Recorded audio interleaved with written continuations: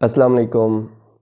آج میں جس شاعر کے انتخاب کے ساتھ آپ کی خدمت میں حاضر ہوا ہوں، دنیا شعر و ادب میں شاید سنجیدہ جتنے بھی سننے والے ہیں اور لکھنے والے ہیں ان کے نام سے آگاہ ہوں، لیکن وہ جس طرح شعر کہتے ہیں اور جتنے وفور سے شعر کہتے ہیں اتنا ہی وہ دنیاوی جو جدید تقاضے ہیں کہ فیس بک کیا چاہتی ہے، یوٹیوب کیا چاہتی ہے، لوگ کس طرح کا کمرشل ادب سننا چاہتے ہیں، وہ اس بات سے بالکل ماورا ہے، سادہ ترین انسان ہے۔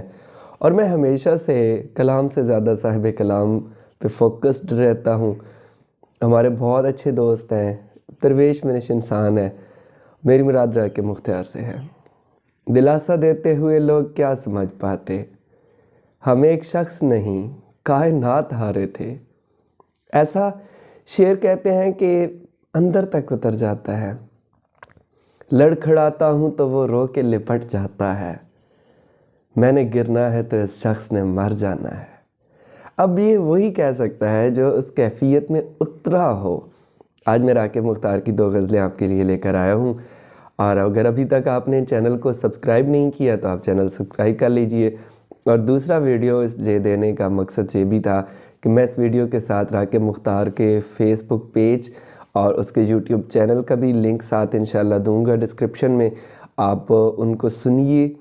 وہ کام کر رہے ہیں آج کل، اپنے یوٹیوب چینل بنایا انہوں نے، اور وہ یہ یوں سمجھیں کہ یہ ویڈیو ایک مبارکباد بھی ہے، تو آپ ان کو سنیے اور دیکھیے کہ وہ کس طرح خوبصورت کام کر رہے ہیں۔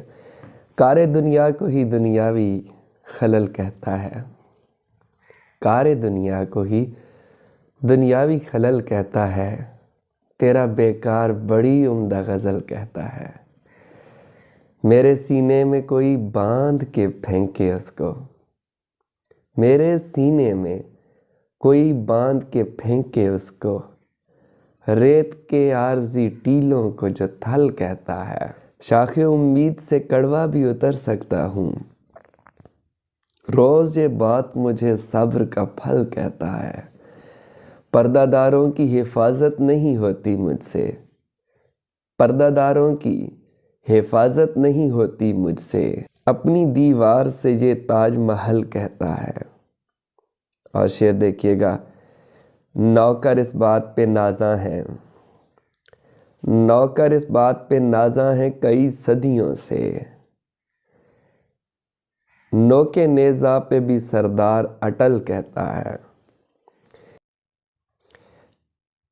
قافیہ بحر کے بندش نہیں دشوار بنے، قافیہ بحر کے بندش نہیں دشوار بنے، ہم غزل کے لیے ہر سمت سے ہموار بنے، کتنی خوشبوئیں پروئی گئیں ایک دھاگے میں،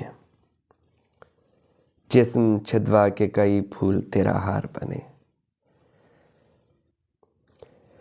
کیسے کہنا کہ دل سے مجھے تسلیم کرے، پیشتر اس سے کہ صحراؤں میں دیوار بنے،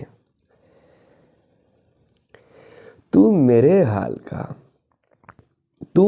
حال کا اس بات سے اندازہ لگا، رائے گاں ہوتے ہوئے لوگ میرے یار بنے،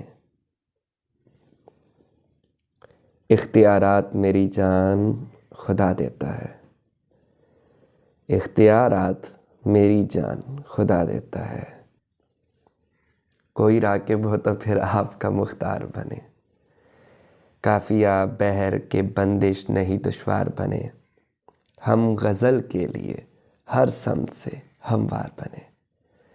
راکب مختار کے کلام سے انتخاب کرنا ایک مشکل عمل تھا، اور انتخاب اور بھی مشکل ہو جاتا ہے جب شاعر تخلیق کار آپ کا اپنا ہو، کہ انتخاب و انتقاد کے حوالے سے میں یہ جانتا ہوں کہ کہنے کو بہت سارے لوگ کہتے ہیں کہ یہ تعصب سے پاک ہوتا ہے یا ہونا چاہیے، یا انسان جو ہے وہ بالکل غیر جانبدار ہو کر انتخاب کرتا ہے یا کرنا چاہیے، لیکن میرا ذاتی موقف یہ ہے کہ انتخاب کبھی بھی غیر جانبدار نہیں ہوتا.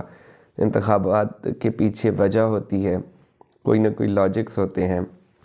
وہ وجہ یہ بھی ہو سکتی ہے کہ جس کا آپ نے کلام انتخاب کیا ہے وہ آپ کا دوست ہے. یہ بھی ہو سکتی ہے وجہ کہ جس کا آپ نے انتخاب کیا ہے اس وقت آپ اس کیفیت میں تھے جس کیفیت کی چیز آپ انتخاب کر بیٹھے ہیں. صحت کی خرابی، موسمی تغیرات، اس وقت آپ کے نفسیاتی رجحانات، کوئی بھی وجہ ہو سکتی ہے. باقی پھر وہی بات کہ ہماری کوشش یہ ہوتی ہے کہ ہم اچھی چیز کو پروموٹ کریں. آپ ہمارا ساتھ دیں. اس چینل کے ذریعے ہم آپ کی آواز بنیں گے. اپنے کلام ہمیں بھیجیں، اور کوئی دوست کلام بھیج رہے ہیں اور ان کا کلام میں پڑھ رہا ہوں. اگر کلام میں فنی نقائص نہ ہوئے تو ہم ضرور کلام کو آپ کے کلام کو، آپ کی شاعری کو ہم انشاءاللہ اپنے چینل کی زینت بنائیں گے. Thank you.